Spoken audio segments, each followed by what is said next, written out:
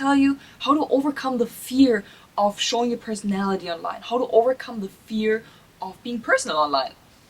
Because I remember when I started social media about now, oh gosh, it's probably 10 years ago, I was scared of what people might think about me, and I was worried if people would judge me by putting out certain content pieces. And as you know, I wasn't born here, English is not my first language, so I don't always know the right words. Sometimes I say things that sound a little bit off, or I mispronounce a few things, and I was always worried that people would judge me for it. And I remember at the beginning, I started my fashion blog, I just strictly talked about, hey, this is an outfit, you put the sweater with those type of pants together and you're good to go. But I never really shared anything that went beyond the level of just like, here are the clothes, so nothing deeper. I didn't really open up to share more about my personal life, to connect with people. And especially nowadays, it's super important just to storytell and tell your own story, because so many people would resonate with that story. But if I think back in the days, I was very uncomfortable doing that. And over time, I really crafted on getting better at it and showing personal snippets. And if I look at my posts now that I posted when I started all the way now, I became way more personable and I started to tell more stories and really open up on stories. So I cared less about what people were saying and more about, hey, this is me. If I curse, then that's what I do, because as a German, I feel like we all do that. And if I here and there say a wrong word, well, heck, it is what it is. And in this episode, I want to tell you how to overcome the fear of storytelling, of telling your own story, of being personable online. Many of us fear being judged online. I mean, when was the last time you really voiced your opinion online and stood up for what you believed in? Probably not that often. Because standing up for what you believe in scares us, but it also scares us in a way that we might push away people that we want to retain as our clients. And of course, you cannot always serve everyone, you cannot make everyone happy, and this is really essential for you to understand.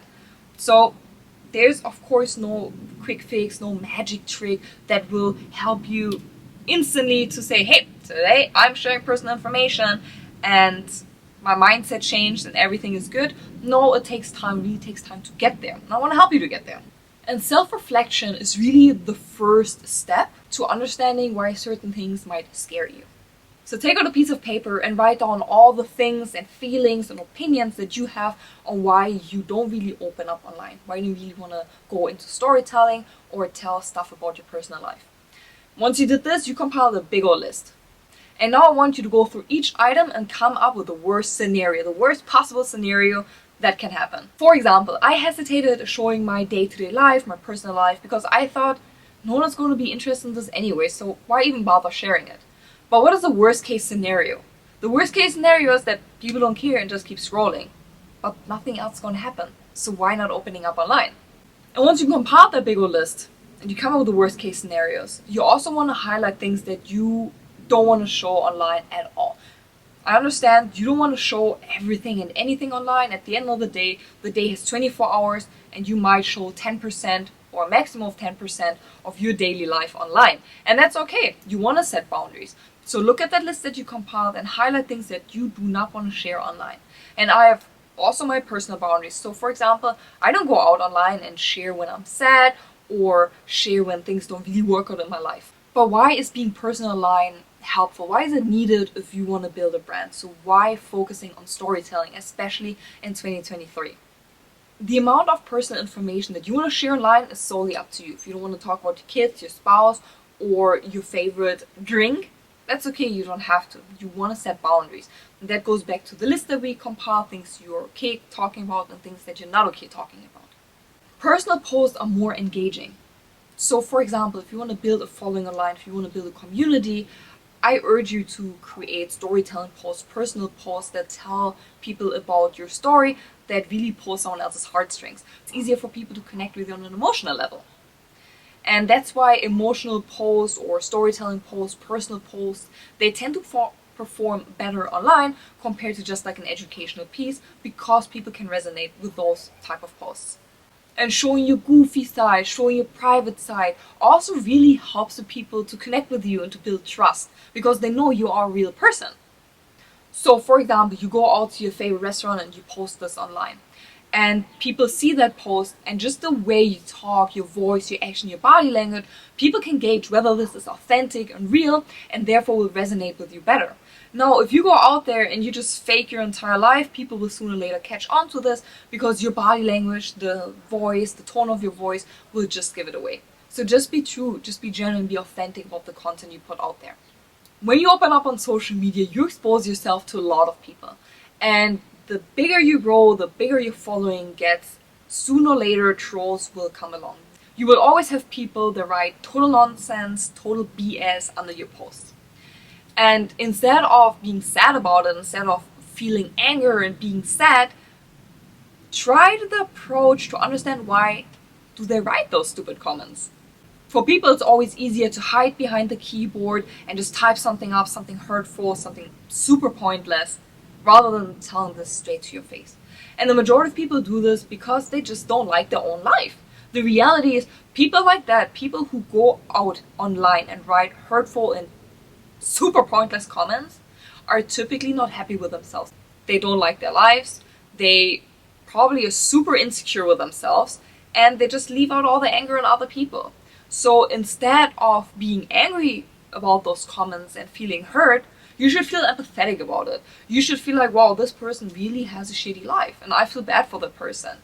So I would even go to an extent that you go to that person's profile and just like a few posts or write something nice, something encouraging under one of their posts. Because at the end of the day, this will make you seem like the bigger person. And when it comes to your content, people don't know whether you spend hours creating that piece or minutes. So next time you created a silly dance video and you think about, should I post it or not? Just hit the post button, just publish it. I think for us, we are judging our content way more than other people. If other people think this is boring or lame, they keep scrolling. But they're not spending 5 minutes on your post thinking, oh, this was a silly ass dance video that this person uploaded. No, they don't care. So stop overthinking your posts and just post them. And another big thing when it comes to exposing yourself online, overcoming the fear of really opening up and starting to storytell, is progress. And a lot of times we get hung up on perfectionism and we don't want to focus on progress, but we want to make things perfect first. Stop focusing on perfectionism and start focusing on the progress. Let's say this year you make it your mission to create more personal posts, to create more storytelling posts. But you're super new to this. And you might go, oh my god, this is so overwhelming. Like, where can I start? Where should I start? Start small and then expand. So for example, you can start by posting 2 to 3 personal content pieces onto your Instagram story and start that way. See how people resonate.